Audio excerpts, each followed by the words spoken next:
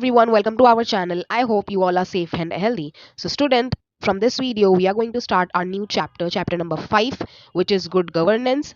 And this chapter come in the heading of contemporary India. Contemporary India का मतलब होता है प्रेजेंट का इंडिया. कंटेम्प्रेरी मतलब प्रेजेंट, यानी आज का जो भारत है हम उसके बारे में पढ़ने वाले हैं ये हेडिंग में. क्योंकि जो हमारी शुरुआत के 3 चैप्टर थे वो थे वर्ल्ड सिंस 1991, यानी दुनिया में और इंडियन कंटेक्स्ट में अगर हम देखें तो 1991 के बाद क्या क्या चेंजेस देखे गए, क्या ये हमने वर्ल्ड सिंस 1991 वाले हेडिंग में हमारे 3 चैप्टर हमने कंप्लीट किए. Now from the 4th chapter हमारा जो हेडिंग है वो है कंटेम्प्रेरी इंडिया वाला. So let's start. This chapter, we will explore the concept of good governance and the citizen-centric administration, which has become an important aspect of changing nature of public administration, particularly in the era of globalization. So, इस chapter में हम good governance वाला concept पढ़ने वाले हैं कि कैसे जो administration है government का वो citizen-centric होना चाहिए और क्यों ये आज के ज़माने में ज़्यादा important aspect बन गया है, क्योंकि हमारा जो public administration है वो वक्त के साथ उसका नेचर बदलते जा रहा है, क्योंकि ग्लोबलाइजेशन के एरा में हम है मोस्ट एडवांस फेज में अब हम है अपने. सो यहाँ पे जो नेचर है पब्लिक एडमिनिस्ट्रेशन का वो एक रफ्तार से बदलते हुए हमें देखने मिल रहा है. Let us begin with a few questions. What is government? What is governance? What should be the role of government in civic administration? Should they play any role and how they can play that role? So these are the some basic questions जिससे हम अपनी शुरुआत करेंगे इस chapter की कि government actually होती क्या है, गवर्नमेंट का गवर्नेंस किस तरीके का होना चाहिए, उनका क्या क्या रोल होता है सिविक एडमिनिस्ट्रेशन में. So this are the basic questions जिससे हम अपने इस चैप्टर की इस कंसेप्ट की शुरुआत करेंगे. So let's start. We as citizens come in contact with the government's administrative machinery on daily basis. For instance, you may need a birth certificate, death certificate, Aadhaar card, PAN card, ration card, etc. We may have complained against the local government for not repairing or maintaining roads, clearing the garbage, etc. So हम citizen जो है हम एक देश में रहते हैं. हमारे देश की सारी भागदौड़ कौन पूरी करता है वो है हमारी गवर्नमेंट. गवर्नमेंट का जो काम होता है it is known age governance. तो हम सिटीजन गवर्नमेंट के एडमिनिस्ट्रेटिव मशीनरी से रोज इंटरैक्ट होते हैं, रोज उनसे कांटेक्ट में रहते हैं.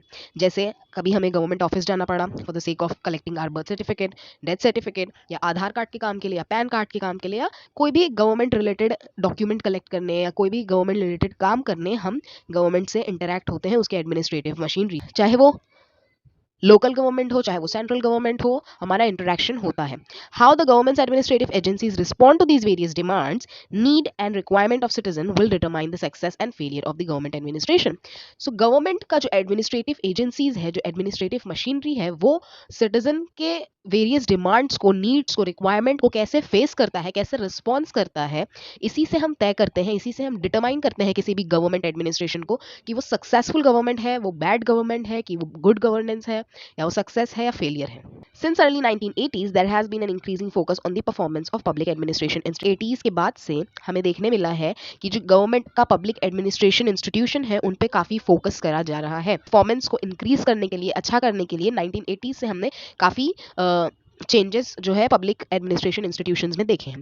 To ensure the performance it is necessary that the values like accountability, responsibility, transparency and citizens feedback need to be introduced in the realm of public administration. So accountability, responsibility, transparency जैसी चीज़ों पे public administration में काम किया गया ताकि citizens के feedback जो है वो अच्छे रहे पब्लिक एडमिनिस्ट्रेशन की तरफ, और जो हमारी गवर्नमेंट है वो उनके फीडबैक के हेल्प से अपने आप को इम्प्रूव कर सकें. What is the role of state towards its citizens? In 11th standard, we saw the role of public administration.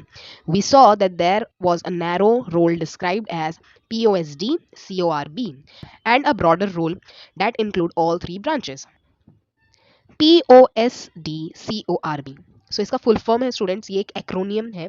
अगर किसी को भी हमें नैरो वे में समझाना हो कि पब्लिक एडमिनिस्ट्रेशन का रोल क्या है, so we can explain through this acronym. How? P for planning, O for organizing, S for staffing, D for directing, CO stands for coordinating, R for reporting, and B for budgeting.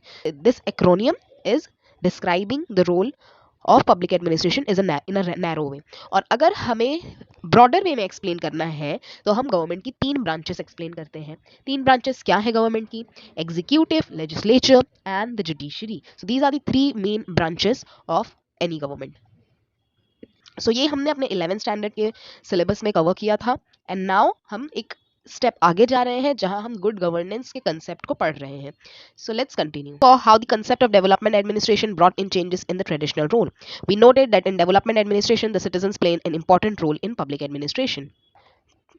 Today, besides the government, various non-state actors, non-governmental organization, voluntary organization plays an important and supportive role in public administration. The word used to describe this corporative effort of the government is non-governmental bodies in public administration is governance. सो हमने government administration के concept में काफ़ी changes देखे हैं कि वो traditional से कैसे वो और एडवांस हुआ है। हमने ये देखा कि कैसे सिटीजन सेंट्रिक बनती जा रही है हमारी पब्लिक एडमिनिस्ट्रेशन, कैसे सिटीजन ज़्यादा इंपॉर्टेंट रोल प्ले करते हैं, उनके व्यूज़ उनके फीडबैक को नज़र में रखते हैं। एंड आज हम ये भी देखते हैं कि बिसाइड्स गवर्नमेंट, गवर्नमेंट तो अपना काम करती ही है, but besides government non state actors भी इंपॉर्टेंस गेन कर रहे हैं in public administration. Non governmental organisation, non state actors यानी जो ऐसे ऑर्गेनाइजेशन है या ऐसे इंडिविजुअल्स हैं जो किसी भी गवर्नमेंट से डायरेक्टली अफिलेटेड नहीं है, उन्हें कोई डायरेक्ट नहीं कर रहा है, उन्हें कोई फंड नहीं कर रहा है, वो इंडिपेंडेंट है और वो किसी भी गवर्नमेंट से ताल्लुक नहीं रखते हैं। So these are considered as non state actors. So ऐसे वॉलंटरी ऑर्गेनाइजेशन भी आज एक इंपॉर्टेंट और सपोर्टिव रोल प्ले कर रहे हैं इन पब्लिक एडमिनिस्ट्रेशन। वो लोगों के वेलफेयर के लिए काम करते हैं और इनके लिए the word used to describe this corporative effort of the government and non-governmental bodies is known as governance. So ये हमारे क्वेश्चन का हो गया आंसर कि गवर्नेंस क्या है।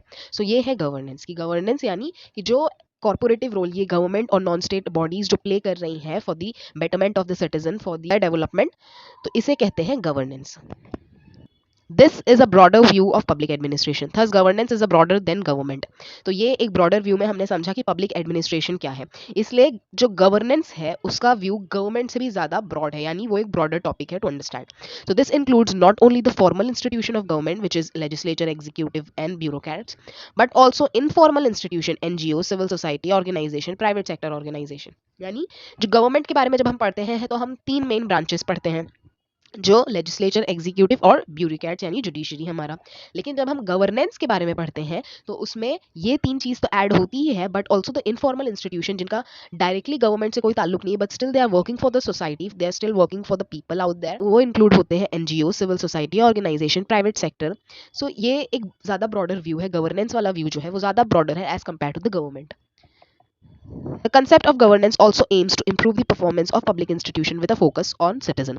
So जो governance का concept है वो ये है कि वो अपने performance को improve करें, public institution जो है उनके performance को improve करें और लोगों पे ज़्यादा focus करें, लोगों के feedback को use करते हुए वो अपने performance को improve करें. So this is the aim of governance.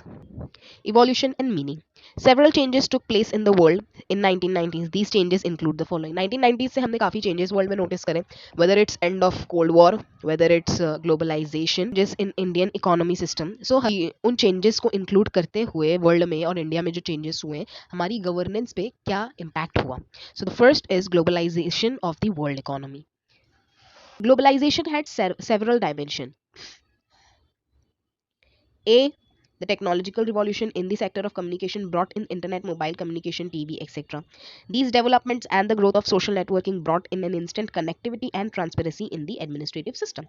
यानी जब ग्लोबलाइजेशन आया तो ग्लोबलाइजेशन की काफ़ी डायमेंशंस हैं, इंटरनेट की तरफ, टेक्नोलॉजी की तरफ अलग है, कम्युनिकेशन की तरफ अलग है, इंटरनेशनल रिलेशन देखा जाए तो वो एक अलग डायमेंशन में आता है. सो फर्स्ट जो हम पढ़ रहे हैं वो है technological revolution.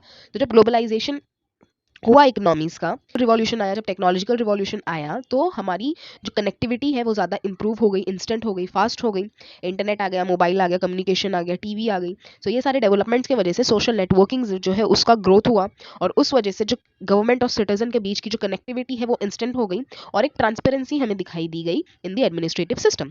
C for example we have social networking sites where we have Twitter, where we have Instagram और any other social networking site. Example of Twitter.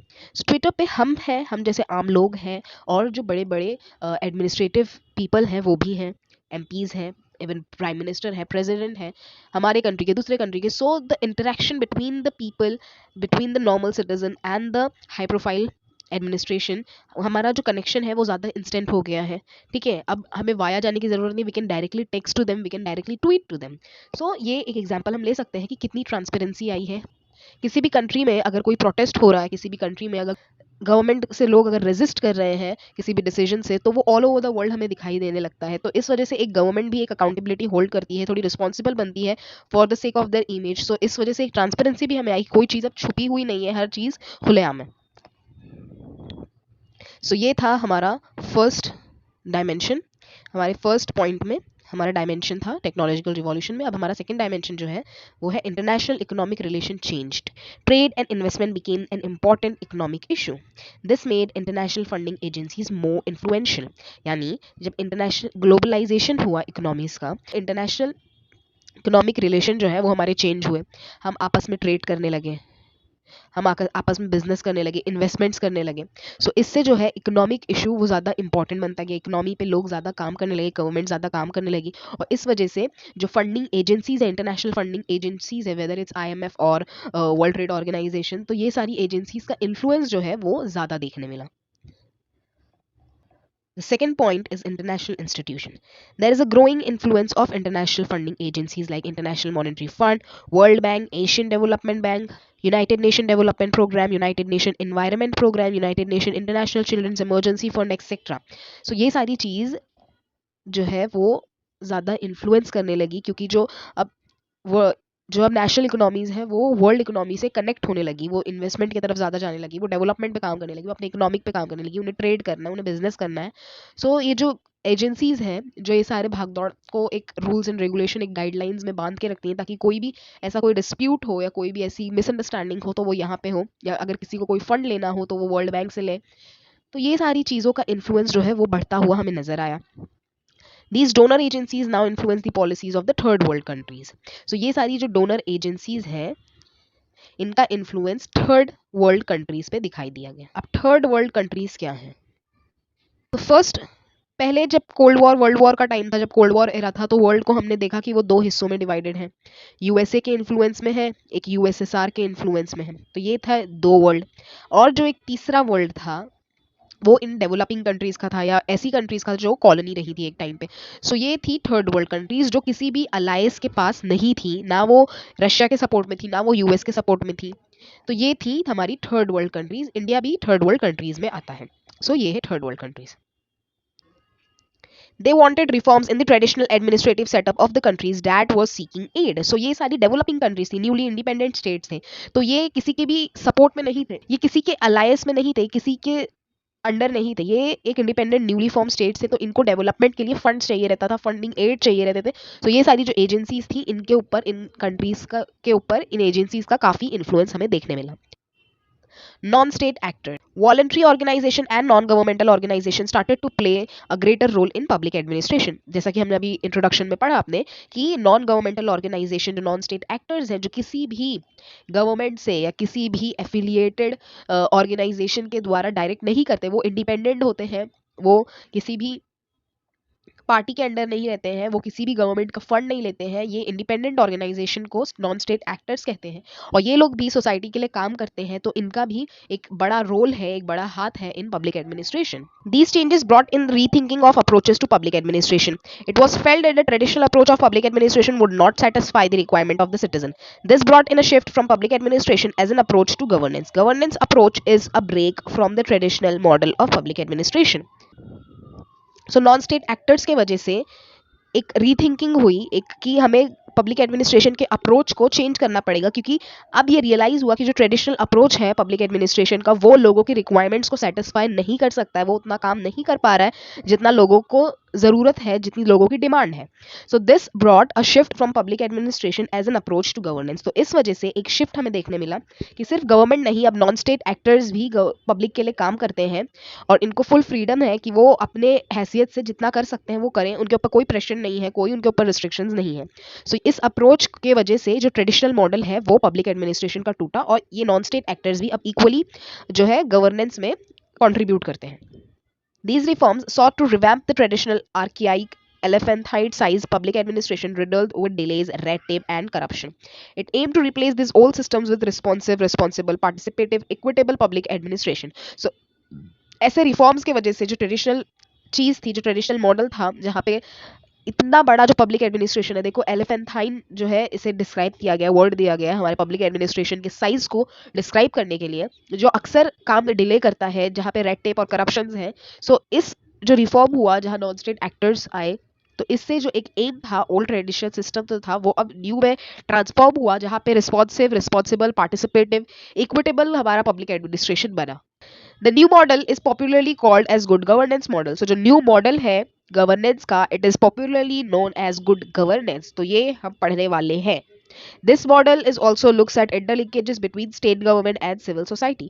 This model wanted to make administration citizen centered and not rule bound. So ये model का जो M है वो है citizen centered administration, यानी लोगों से चलने वाला और लोगों के लिए काम करने वाला एडमिनिस्ट्रेशन, ना कि एक rule bond administration. So this is the new model. हमारा जो न्यू मॉडल है जो ट्रेडिशनल को ब्रेक करके आया है गवर्नेंस का, it is known as good governance model, जिसका एम है कि वो सिटीजन सेंट्रिक एडमिनिस्ट्रेशन रखे, ना कि रूल बॉन्ड। तो ये चार्ट जो है हमारा वो एक हमें आइडिया दे रहा है कि गुड गवर्नेंस क्या करती है। पहला तो वो कंसेस ओरिएंटेड रहती है। कंसेस यानी आप सहमति, यानी लोगों से अग्री करके वो कुछ काम करती है, लोगों की सहमति लेके वो कोई काम करती है। सेकंड, अकाउंटेबल, यानी वो अकाउंटेबल रहती है, टाइम पे क्या करना है क्या नहीं करना है। दूसरा, वो ट्रांसपेरेंट रहती है, वो बताती है लोगों को, रिस्पॉन्स करती है। सेकेंड है अकाउंटेबल, यानी वो लोगों को अपनी हर रिस्पॉन्सिबिलिटी की अकाउंटेबिलिटी लेती है, वो बताती है कि अगर ये काम में डिले हो रहा है तो क्यों हो रहा है, वो लोगों को रिस्पॉन्स करती है। सेकेंड है ट्रांसपेरेंट, यानी कोई काम किसी से छुपा नहीं है, कोई डेटा, कोई आंकड़ा, कोई भी तरह की इंफॉर्मेशन लोगों से छुपाई हुई नहीं है, ट्रांसपेरेंसी है गवर्नेंस में। रिस्पॉन्सिव, यानी कोई भी एक्शन लेने से पहले या कोई भी एक्शन या कोई भी दुर्घटना या कोई भी चीज समाज में अगर होती है तो गवर्नमेंट उसका रिस्पॉन्स करती है, उस पर बात करती है। Equitable and inclusive, equitable and inclusive student मतलब इक्वालिटी पे काम करती है, लोगों को एक तरह से ट्रीट करती है। और ऐसी इफेक्टिव एंड एफिशिएंट, यानी रूल ऑफ लॉ, गवर्नमेंट खुद जो है, जो कॉन्स्टिट्यूशन में उसको फ्रेमवर्क दिया है लॉ का, वो फॉलो करते हुए अपना काम करती है और पार्टिसिपेटरी रहती है, यानी जो गवर्नमेंट और सिटीजन का पार्टिसिपेशन है वो अच्छा रहता है। ये है एक सिंपल, हम एक चार्ट वाइज में देख सकते हैं कि क्या है गुड गवर्नेंस, और आगे हम इसी सारी चीज़ों को एक ब्रॉडर वे में डिस्कस करने वाले हैं। सो आई होप स्टूडेंट यहाँ तक आप सबको अच्छे से समझा होगा। So the next topic we will cover in the next video. So ये हमारा नेक्स्ट टॉपिक जिसमें हम वैल्यूज पढ़ने वाले हैं गुड गवर्नेंस की, जो जो अभी हमने ऊपर शॉर्ट में पढ़ा है, अब हम उसे पढ़ेंगे in a descriptive manner. Stay tuned for the next video. See you till then, take care.